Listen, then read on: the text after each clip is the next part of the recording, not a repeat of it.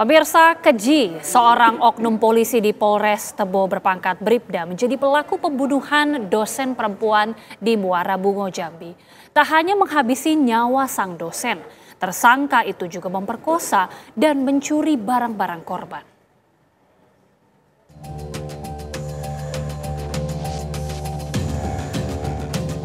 Polisi berhasil meringkus tersangka pembunuhan wanita yang berprofesi sebagai dosen di Muara Bungo, Jambi. Tersangka tunggal ini ternyata adalah seorang oknum polisi berpangkat Bribda yang berdinas di Polres Tebo. Tersangka begitu keji, tak hanya membunuh, memperkosa, hingga mengambil barang-barang milik korban yang merupakan ketua prodi S1 keperawatan di salah satu kampus. Pelaku membunuh korban karena diduga bermotif asmara. Namun Kapolres Bungo, AKBP Natalena Eko Cahyono mengungkapkan masih terus menyelidiki kasus pembunuhan dosen Jambi ini. Sampai dengan saat ini masih yaitu tadi motif adanya hubungan pribadi khususnya asmara antara korban dengan pelaku. Kemudian dengan adanya motif ini sampai dengan sekarang kita masih melakukan pengembangan, penyelidikan maupun penyidikan. Berdasarkan hasil visum ditemukan lebam di leher, bahu, dan luka di bagian kepala korban. Bribda Waldi juga membawa kabur mobil yang terparkir di rumah korban. Dari Kabupaten Bungo, Jambi, Darlianto, TV One mengabarkan. Bagaimana seorang oknum polisi justru menjadi pelaku pembunuhan dosen perempuan. Tak hanya menghabisi nyawa sang dosen, tersangka itu juga memperkosa dan mencuri barang-barang korban. Untuk membahasnya, kita sudah bersama dengan narasumber, psikolog forensik, Mas Reza Indragiri. Mas Reza, apa kabar? Alhamdulillah, baik Mbak Gita.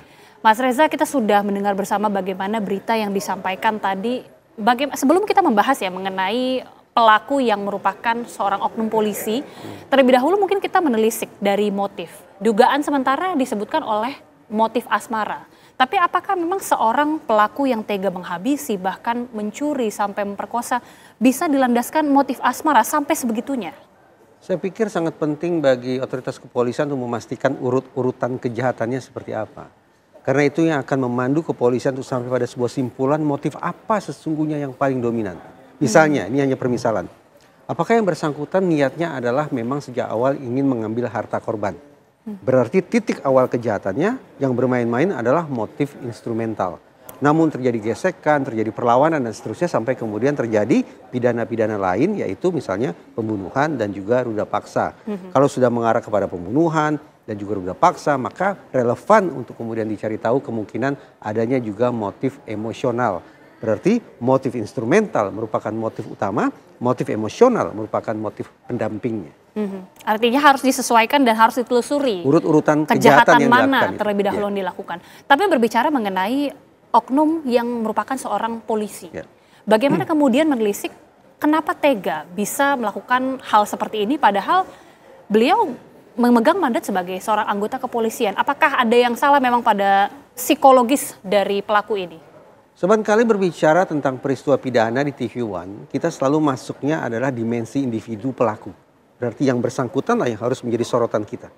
Tapi sayangnya, apa boleh buat, ketika kita berbicara tentang pelaku pidana yang notabene orang berseragam dari institusi apapun itu, maka secara konsekuen sesungguhnya kita juga harus menyertakan pembahasan tentang dimensi institusi. Sehingga muncullah pertanyaan, ini kita sebatas berbincang tentang rotten apple, apel yang busuk, atau sesungguhnya kita sedang bicara tentang bad barrel, gentongnya yang busuk. Nah ini memang selalu menjadi polemik. Itu saja, saya tidak punya pretensi untuk mengkambing hitamkan unsur lembaga dalam kasus semacam ini.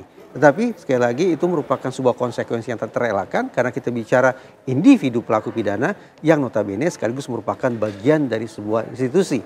Kalau kita sebatas berfokus bicara tentang dimensi individu, ya mungkin kembali ke masalah motif ya. Saya selalu menganggap bahwa kejahatan semisal perampokan, pencurian dan sejenisnya itu sebagai tanda petik sebatas kejahatan pengantara. Yaitu kejahatan yang dilakukan untuk mendapatkan sumber daya finansial guna melakukan pidana lainnya. Nah, kalau kita bersepakat dengan teori semacam ini, maka dimensi individu yang bermain-main apa? Kembali lagi, adakah kebutuhan finansial? Untuk apa? Untuk menopang pidana lainnya. Misalnya, entah judol, entah itu narkoba, entah itu jual beli kendaraan tanpa surat-surat, dan seterusnya yang berfokus pada bagaimana aksi kejahatan dilakukan oleh seorang pelaku untuk mendapatkan sumber daya finansial. Oke, kembali lagi kepada pelaku ini yang merupakan oknum kepolisian atau oknum polisi begitu ya. Kita sudah mendengar lah banyak kemudian kasus-kasus kriminal yang dilakukan oleh oknum polisi. Apakah tidak terbersit dari pelaku mungkin mengetahui bahwa dirinya memegang identitas status sebagai pihak kepolisian sehingga berpikir dua kali untuk melakukan kejahatan yang bertubi-tubi seperti ini? Mungkinkah terbersit? Lebih-lebih dia bukan hanya oknum polisi, tapi dia adalah bagian dari polisinya polisi di Propam. Itu dengar ya saya dapat informasinya. Ini pertanyaan yang sangat relevan kemudian mengarahkan kita pada perbincangan tentang seberapa jauh ya sesungguhnya kontribusi lembaga bagi terjadinya perilaku-perilaku ngawur di kalangan anggotanya. Apakah pelaku memotret bahwa selama ini lembaga bukanlah sesungguh-sungguh organisasi yang mengedepankan etika. Bukanlah sungguh-sungguh lembaga penegakan hukum yang konsekuen dengan hukum itu sendiri. Kalau gambaran-gambaran semacam itu sudah mengendap di kepala seorang oknum personil penegakan hukum, maka sudah. Kita sungguh-sungguh tidak cukup berpuas diri dengan membahas pada dimensi individunya. Benar bahwa sang pelaku, sang oknum akan dibawa ke mahkamah etik dan mahkamah pidana. Tapi karena kita punya kepentingan untuk memastikan peristiwa semacam ini tidak dilakukan oleh oknum-oknum lainnya, maka bukankah seharusnya lembaga langsung turun tangan melakukan evaluasi, melakukan pembenahan untuk mengamankan lembaga agar tidak tercemar oleh oknum semacam ini pada waktu-waktu ke depannya. Dimensi individunya berjalan, pertanggungjawaban etik dan pidana, dimensi lembaganya juga harus berjalan lewat pembenahan organisasi. Oke, kita harapkan tentunya ada pembenahan. Tapi berbicara mengenai kejahatan dilakukan oleh pelaku ini, informasinya juga bahkan disebutkan pelaku ini begitu licik, Mas Reza, sampai bisa memakai wig setelah melakukan aksi pembunuhan. Artinya sudah disiapkan secara matang. Mungkinkah itu bagian dari sehingga kita bisa menyimpulkan bahwa ini adalah pembunuhan berencana yang sudah disiapkan sejak lama?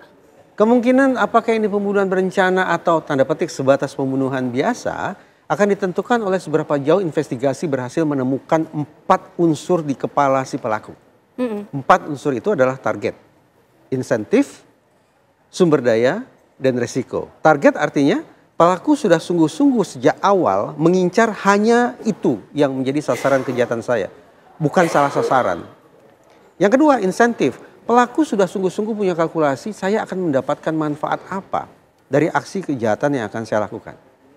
Yang ketiga, sumber daya. Saya akan menggunakan apa ya? Menggunakan rambut palsu, memilih jam operasi, jam beraksi jam berapa, di tempat seperti apa, saksi mana yang harus saya bungkam, CCTV mana yang harus saya rusak, tempat seperti apa yang akan saya jadikan sebagai lokasi kejahatan dan seterusnya. Dan unsur yang keempat, yaitu risiko. Saya akan menghindar dari proses hukum dengan cara seperti apa? Membangun alibi, mempengaruhi saksi, main hengki-pengki dengan oknum polisi, merusak CCTV dan seterusnya.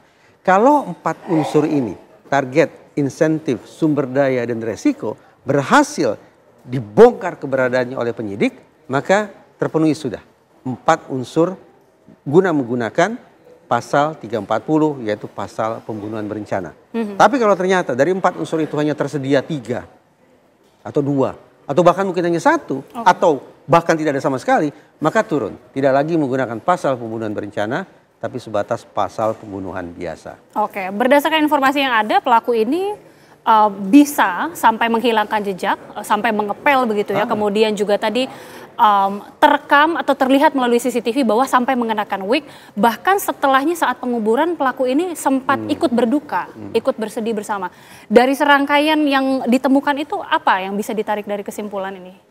Dari potret-potret perilaku yang Mbak Agita sampaikan barusan, menurut saya itu sudah masuk ke unsur keempat yaitu risiko. Bagaimana seorang pelaku kejahatan sudah menyusun sekian banyak langkah yang akan dia lakukan guna menghindari proses hukum. Guna melarikan diri dari pertanggungjawaban pidana. Guna mengecoh polisi dan sejenisnya. Unsur risikonya sudah terpenuhi. Tinggal lagi cari 3 unsur lainnya. Target, insentif, dan sumber daya. Kalau 3 lainnya ini juga bisa ditemukan oleh pihak penyidik, jangan ragu-ragu gunakan pasal 340. Oke, kita akan nantikan tentunya bagaimana tindak lanjut dari penyidik. Tapi terima kasih, sekali lagi Mas Reza Indragiri, psikolog forensik sudah bergabung bersama kami.